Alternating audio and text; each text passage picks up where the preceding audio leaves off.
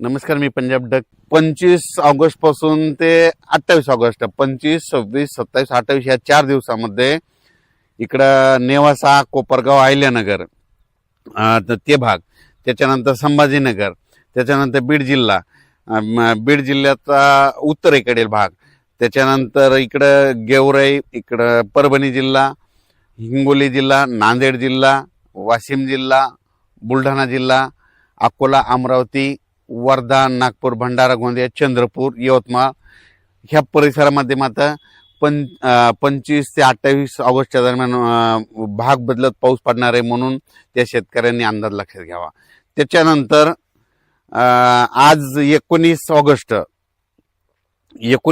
पासून ते 23 ऑगस्टच्या दरम्यान आज देखील राज्यामध्ये ढगाळ वातावरण राहील, पण तुरळक ठिकाणी दुपारनंतर थोडं ऊन पडेल आणि ऊन पडल्याच्या नंतर मग राज्यात पाऊस सुरू होईल. मग ते पाऊस तुम्हाला सांगू तुरळक भागातच होणार आहे.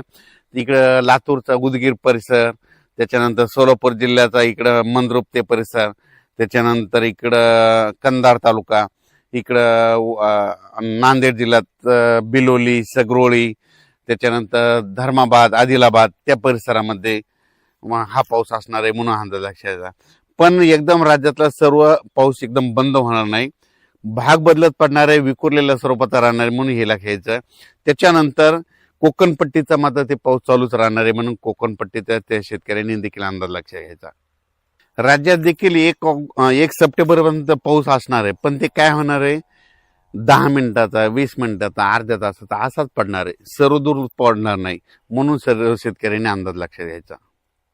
आणि त्याच्यानंतर पश्चिम महाराष्ट्राकडं सोलापूर जिल्हा, सांगली जिल्हा, अहिल्यानगर, पुणे या पट्ट्यातल्या जे शेतकरी तर त्यांना देखील सांगू इच्छितो की तुमच्याकडं सध्या तरी म्हणजे 1 सप्टेंबरपर्यंत तरी मोठा पाऊस नाही, म्हणून तुम्ही तुमच्याकडे जर पाणी असेल तर तुम्ही तुमची व्यवस्था, धन सुकत असेल तर पाणी द्यायची व्यवस्था करू शकता. त्याच्यानंतर कोकणपट्टीचा ते पाऊस सरी मात्र ते चालूच राहील, म्हणजे कोल्हापूरपासून ते पालघरपर्यंत त्या सरी सुरू राहतील. नाशिककडे देखील अशा पाळ्या येत राहतील, सरी येत राहतील, तिकडे काही खूप मोठा पाऊस नाही, म्हणून हा अंदाज लक्षायचा.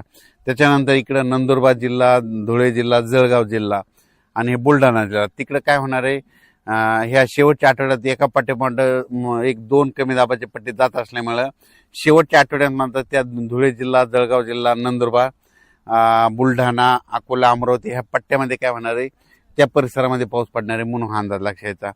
पण राज्यात सर्वदूर सगळीकडे पाऊस पडेल असं काही सध्या तरी परिस्थिती नाही. महाराष्ट्रात म्हणजे पश्चिम महाराष्ट्र, मराठवाडा इकडे पाऊस नाही येण्याचं कारण सांगतो. काय झालं की एक बंगालच्या खाडीमधून जे कमी दाबाचे पट्टे तयार होतात ते काय होईल तर ते नागपूरकडून इकडं मध्य प्रदेशकडून इकडं गुजरात, राजस्थानकडे 2 चालले, तर मग ते जात असताना ते जोपर्यंत शांत होत नाहीत तोपर्यंत आपल्या इकडे पाऊस पडणार नाही, म्हणून हा अंदाज लक्षात.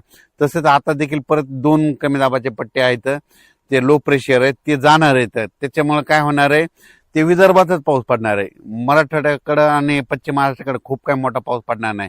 स्थानिक वातावरण तयार होऊनच मराठवाड्यामध्ये 7 जिल्ह्यामध्ये असाच तुरळक भागात पाऊस पडणार आहे, म्हणून ज्यांच्याकडे पाण्याची व्यवस्था असेल तर तुम्ही पाणी देण्याची व्यवस्था करू शकता. कारण की ना खूप काय असा मोठा ओढे नाले वाल असा सध्या तरी राज्यात पाऊस नाही.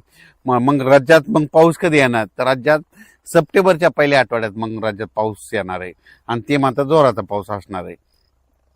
सध्या फक्त वरुणराजाची बॅटिंग फक्त विदर्भाकडेच आहे, म्हणजे त्यांच्याकडेच आहे. कारण की ना मग त्याच्यामध्ये कोणतं सांगतो की परत एकदा सांगतो, वर्धा, नागपूर, भंडारा, गोंदिया, चंद्रपूर, यवतमाळ, इकडं अकोला, अमरावती, पुन्हा मध्य प्रदेशचे जे लगतचे तालुके आहेत, मोर्शी, अचलपूर, दर्यापूर, त्याच्यानंतर इकडं परतवाडा, इकडं जळगाव, जामोद ह्या पट्ट्यामध्येच काय होणार आहे, ह्या शेवटच्या आठवड्यात मध्ये आता म्हणजे 18 ऑगस्ट ते 30 ऑगस्ट पर्यंत त्या परिसरामध्येच विदर्भातच पाऊस पडणार आहे.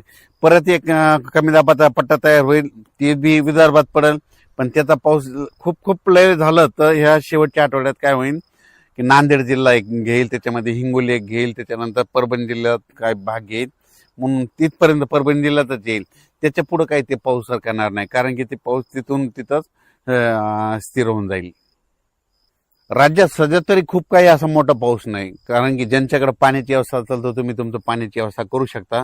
कारण की खूप असा पाऊस मुसळधार पाऊस पडणं, ओढे नाले वाहतील, तसा काही राज्यात सध्या पाऊस नाही म्हणून अंदाज लक्षात येतो.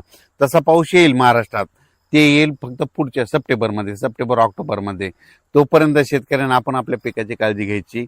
फक्त सध्या पाऊस राहील, फक्त विदर्भातच पडणार आहे म्हणून हा अंदाज त्या विदर्भातल्या शेतकऱ्यांना लक्षात येतं. आणि विदर्भवासियासाठी आनंदाची बातमी, कारण की तिकडं वरुण राज्याची बॅटिंग आता सध्या विदर्भाकडे.